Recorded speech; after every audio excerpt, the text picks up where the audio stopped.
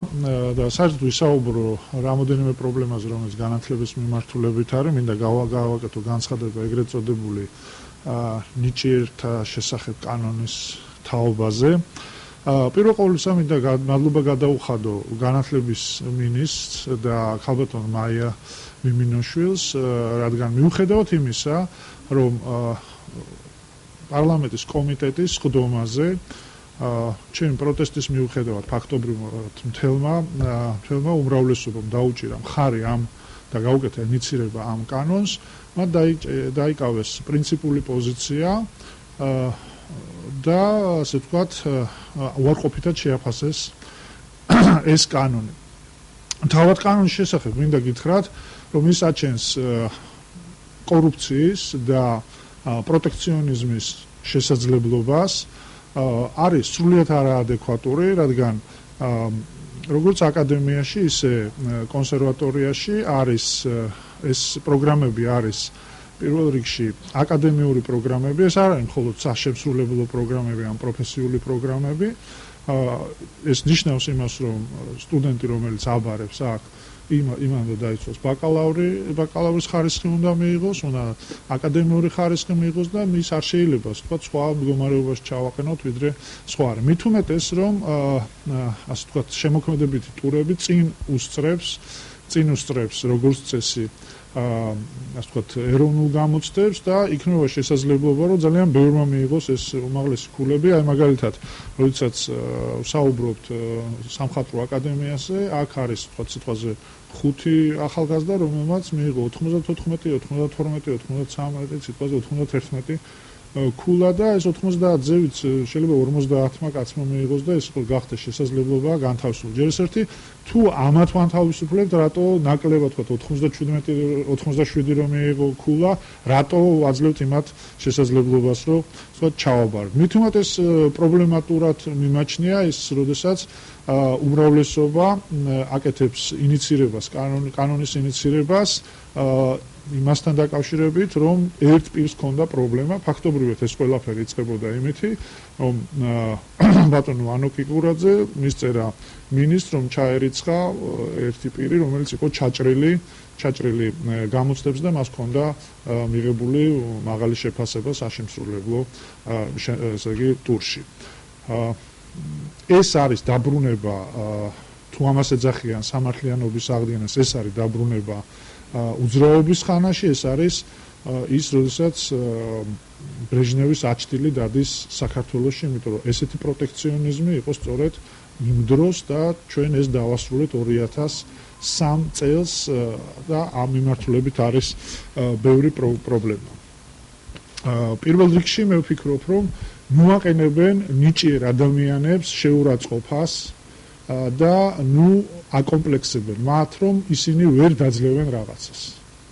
ეს არის პირველ რიგში ამ ადამიანების შეურაცხყოფა და თუნდაც ის ფაქტი, რომ მათზე დღეს საუბრობს ფაქტობრივად მთელი საქართველო, არის ამ ნიჭიერი ახალგაზრდების ესე ვთქვათ ტრამვირება გარკვეულწილად. ხო მართალია, არაფერი არ ასჭირთ მათ, უბრალოდ საჭირო არის ცოტაოდენი მონდომება და შრომა და ასე ვთქვათ ისინი რასაკურველია დაძლევენ იმას, რაც დაძლია 27,000-მა ადამიანმა, სტუდენტმა.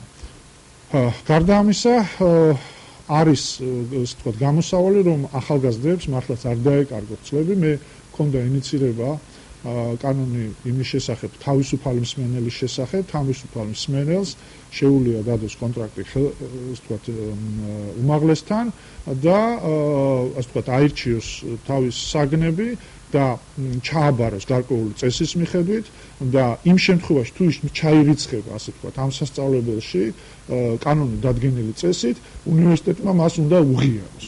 რამოდენიმე თვის წინ, 4 თვის წინ ვსწავლები, მე მქონდა ინიცირება ამისა და ის ჩააგდეს უბრალოდ. ეს კანონი ძალიან ბევრ ახალგაზრდას გამოადგებოდა, სწორედ იმისათვის, რომ არ დაეკარგათ დრო, რომ მეორედ, მესამედ არ აბარონ და მართლაც არ დაკარგონ დრო. გარდა ამისა, მე მინდა გავაკეთო განცხადება. წელს მარგველაშვილის ინიციატივით მოხდა გრანტების გადანაწილების წესის შეცვლა და ამ წესის მიხედვით ძალიან მე ვფიქრობ საკმაოდ პრობლემა შეიქმნა ამ მიმართულებით. ძველი წესის მიხედვით აი ამ იმ დაფინანსების ფარგლებში, რომელიც დღეს არის და ეს გაიზარდა, 19 დაახლოებით 19 მილიონი ასე ვთქვათ, თანხა გადანაწილდა ისე, რომ დაფინანსდა მხოლოდ 8850 ახალგაზრდა.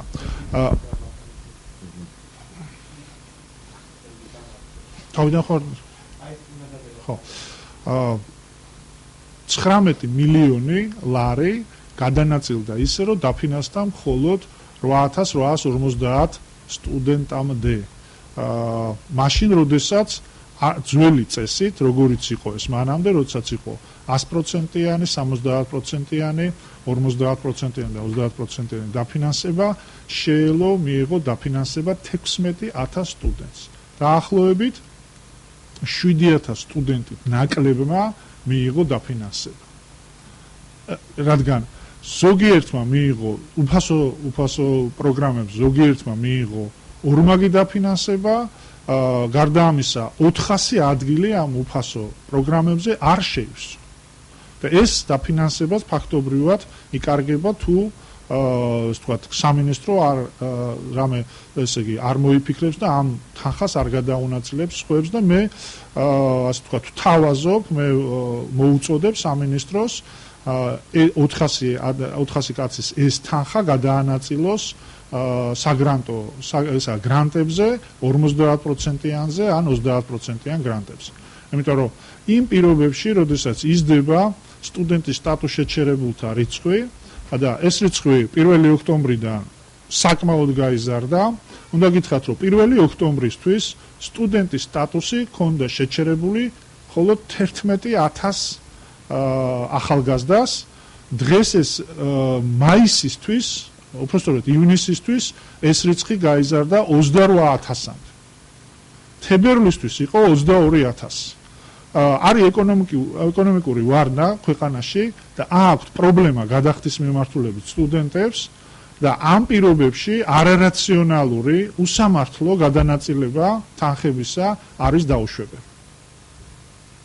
აი ეს მინდოდა ძირითადად მეთქვა ეს ორი პრობლემა, რომელიც არის განათლების მიმართულებით.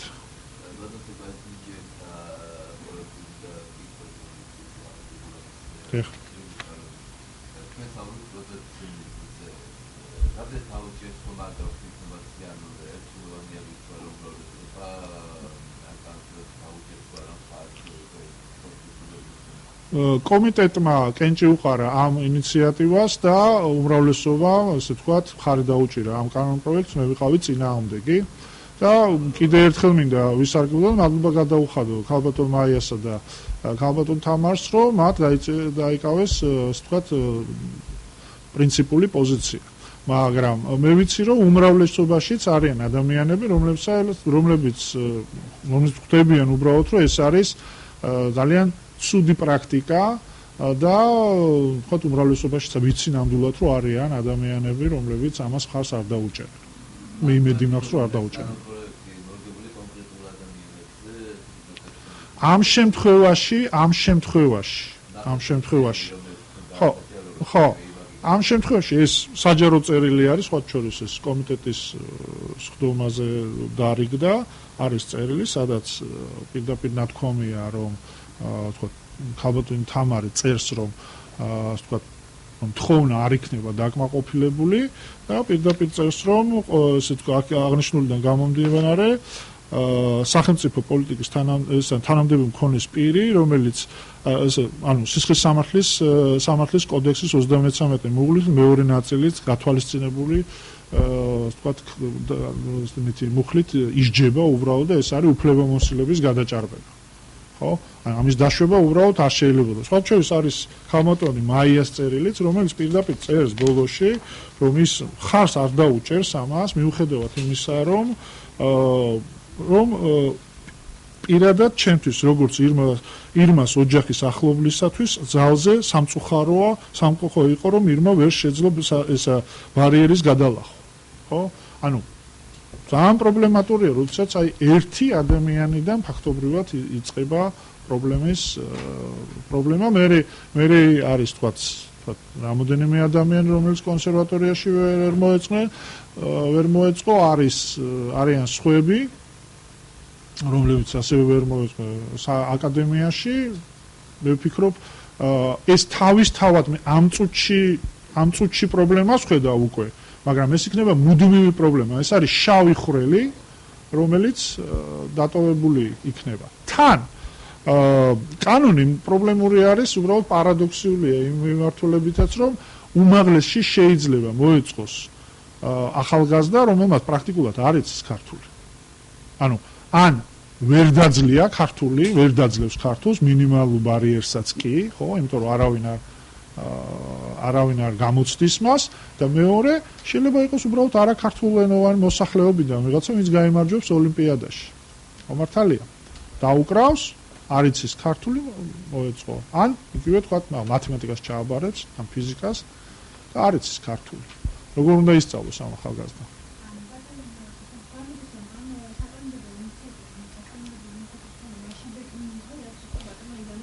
მიიღო უარი. დიახ, მიიღო უარი. დიახ.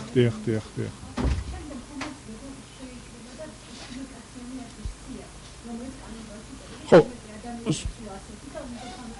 სხვათა შორის მე 17-ს ვერ ხედავ ჯერჯერობით. მე ვიცი ორი წერილი, ერთი წერილი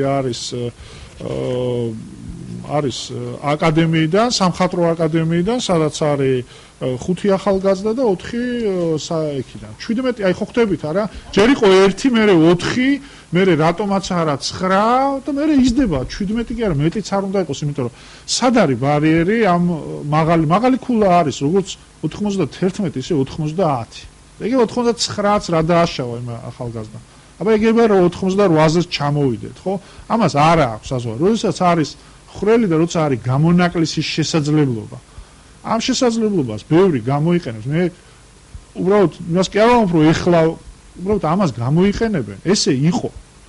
როდესაც უნივერსიტეტში დავიწყე მუშაობა და იწყებოდა ეს რეფორმები, მე ვნახე 100 კაცი, რომელიც გადადიოდა მე-3-დან მე-4 კურსზე, რომლებიც სწავლობდნენ ინგლისურზე, სპეციალობა იყო ინგლისური და ელემენტალური ტესტი. აი 15 ეს თქვა პუნქტიდან ვერც ერთს ვერ ასრულებს. საერთოდ არ იცოდა. ეს ჩვენ გავიარეთ. ხო? და ამ შემთხვევაში მეორედ ამ წყალში, ამ მდინარეში შესვლა იქნება დაუშვებელი.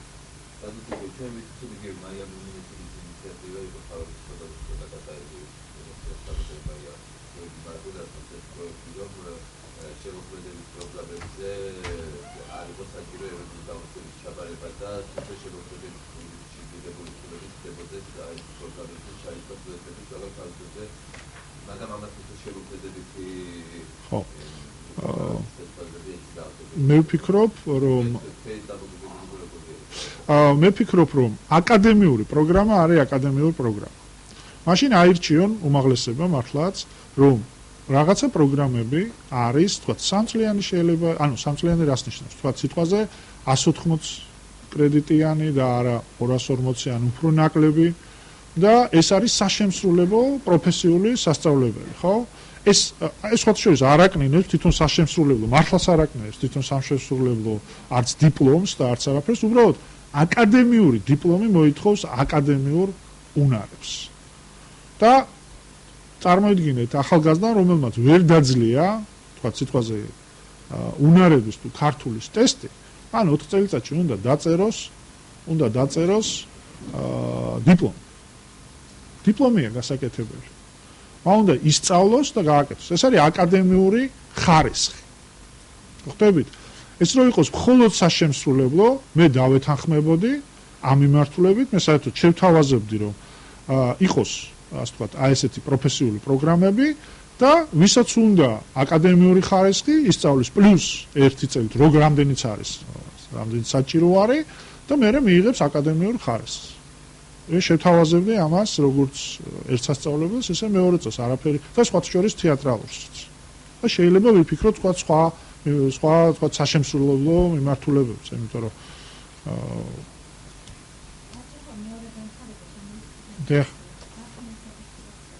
დიახ.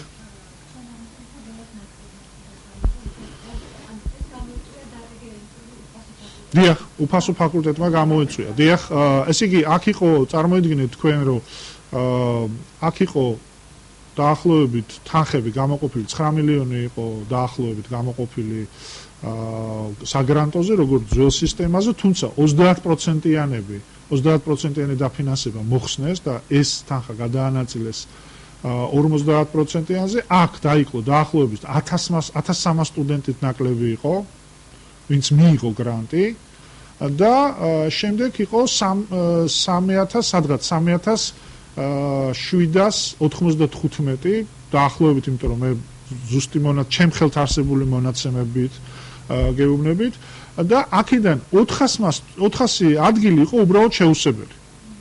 ხო? მეორე პრობლემა არის, რომ ვინც მიიღო გრანტი, ხო? იმან გრანტიც მიიტანა სასწავლებელში, ხო მართალია რა? ამიტომ ფაქტობრივად ვიღაცაზე წავიდა ორმაგი დაფინანსება, ვიღაცამ საერთოდ ვერ მიიღო, ხო? რომ სადღაც 7000-მდე არის, ან ძველი სისტემა რო დაარჩენილიყო, ამ თანხით, მოცემული თანხით, რომელიც კიდევ ვიმეორებ, გაზრდილია და კარგია რომ გაზრდილია, მაგრამ რაციონალური გამოყენება არ მოხდა ამ თანხების.